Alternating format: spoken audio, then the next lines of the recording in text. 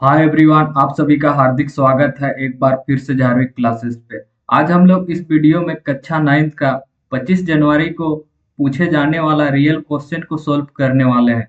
तो इस वीडियो को अंत तक देखना। अगर तुमने यह वीडियो शुरू से अंत तक देख लिया तो तुम्हारा फुल में से फुल मार्क्स आ रहा होगा।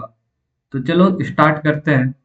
जिसमें पहला क्वेश्चन पूछा गया है, भारत में जनगणना कितने वर्षों में की जाती है? ऑप्शन ए 10 वर्ष, ऑप्शन बी 15 वर्ष, ऑप्शन सी 20 वर्ष, ऑप्शन डी इनमें से कोई नहीं। तो इसका सही आंसर है ऑप्शन ए 10 वर्ष। भारत में जनगणना हर 10 वर्ष में की जाती है। अब सेकंड क्वेश्चन पे आते हैं। अन्नोदय अन्न योजना कब लागू किया गया है? Option A 2005, option B 2000, option C 2001, option D 2004। तो इसका राइट आंसर है ऑप्शन बी 2000 में अन्नोदय अन्न योजना लागू किया गया था। अब आते हैं थर्ड क्वेश्चन पे, जो कि पूछा गया है, भारत में सर्वाधिक लिंग अनुपात वाला राज्य कौन है? Option A Maharashtra, option B Kerala, option C Haryana, option D Goa. तो इसका राइट आंसर है ऑप्शन बी केरल। अब आते हैं क्वेश्चन नंबर 4 पे, जो कि पूछा गया है, भारत में हरित क्रांति की शुरुआत किस दशक में हुई है? Option A 1950, option B 1980, option C 1970, option D 1940। तो इसका सही आंसर है ऑप्शन सी 1970। हरित क्रांति 1960 से 1970 दशक में शुरू हुई थी। तो इसका सही आंसर है ऑप्शन सी। अब आते हैं क्वेश्चन नंबर 11 पे, जो कि है 2011 की जनगणना के अनुसार भारत का कुल जनसंख्या घनत्व कितना है? ऑप्शन ए 1980 व्यक्ति प्रति वर्ग किलोमीटर, ऑप्शन बी 448 प्रति व्यक्ति वर्ग किलोमीटर, ऑप्शन सी 382 व्यक्ति प्रति वर्ग किलोमीटर, ऑप्शन डी 1950 व्यक्ति प्रति वर्ग किलोमीटर। तो इसका सही आंसर है ऑप्शन ए 2011 की जनगणना अनुसार भारत का कुल घनत्व 380 प्रति व्यक्ति प्रति वर्ग किलोमीटर के हिसाब से था। अब आते हैं क्वेश्चन नंबर 6 पे, समाज का कौन सा वर्ग खाद्य सुरक्षा के दायरे में आता है? ऑप्शन ए मध्य वर्ग, ऑप्शन बी गरीब वर्ग, ऑप्शन सी उच्च वर्ग, ऑप्शन डी इनमें से कोई नहीं। तो इसका सही आंसर है ऑप्शन बी गरीब वर्ग समाज के में खाद्य सुरक्षा के दायरे में आता है।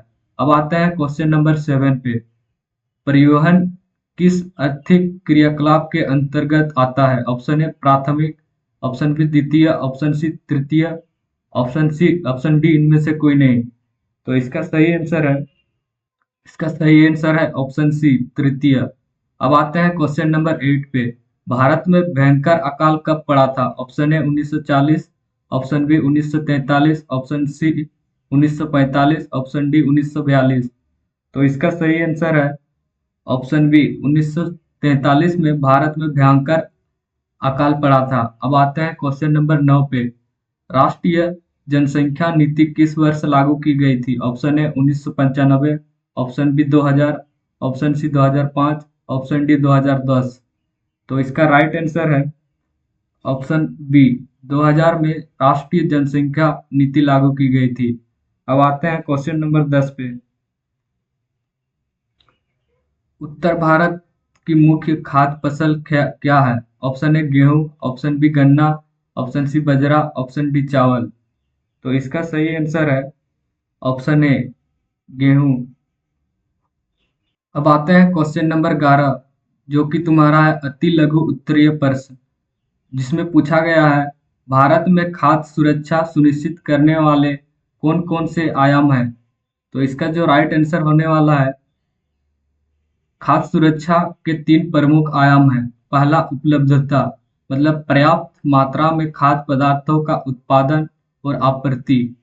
सेकंड पॉइंट है पहुंच, सभी लोगों के लिए आर्थिक और भौतिक रूप से खाद्य पदार्थ की उपलब्धता। सेकंड पॉइंट होगा उपयोग, पोषण और स्वच्छता मानकों के अनुसार खाद्य पदार्थ का उपभोग। अब आते हैं क्वेश्चन नंबर 12 पे, जो कि पूछा गया है, जनसंख्या घनत्व किसे कहते हैं? तो इसका उत्तर होगा जनसंख्या घनत्व किसी क्षेत्र में प्रति वर्ग या वर्ग मील में निवास करने वाले लोगों की संख्या को कहते हैं।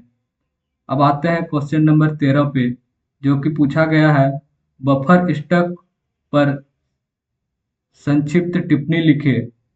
तो बफर स्टॉक सरकार द्वारा आवश्यक खाद्य पदार्थ का एक आरक्षित भंडार है जिसका उपयोग आपातकालीन स्थिति जैसे अकाल, बाढ़ एवं अन्य प्राकृतिक आपदाओं के दौरान आपूर्ति सुनिश्चित करने के लिए किया जाता है।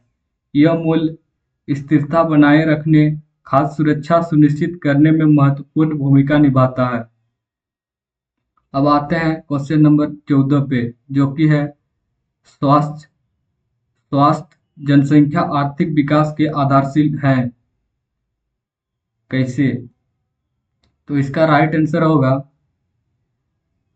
स्वास्थ्य जनसंख्या कार्यक्षमता एवं उत्पादकता में वृद्धि करती है जिससे आर्थिक विकास को बढ़ावा मिलता है और स्वास्थ्य लोगों के लिए कार्य करने में सक्षम होते हैं जिससे श्रम शक्ति में वृद्धि होती है और स्वास्थ्य सेवा पर खर्चा कम होता है।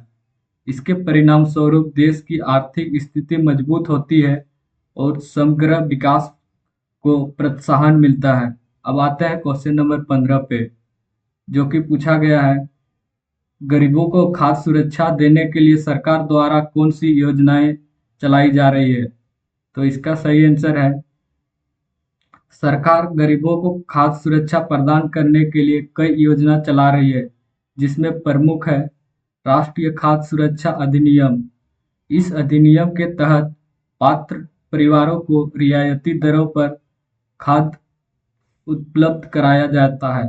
सेकंड है सार्वजनिक वितरण। थर्ड है मध्य भोजन योजना। फोर्थ है एकीकृत बाल विकास सेवा। अगर वीडियो पसंद आया तो चैनल को लाइक करें, सब्सक्राइब करें। मिलते हैं नेक्स्ट वीडियो के अंदर।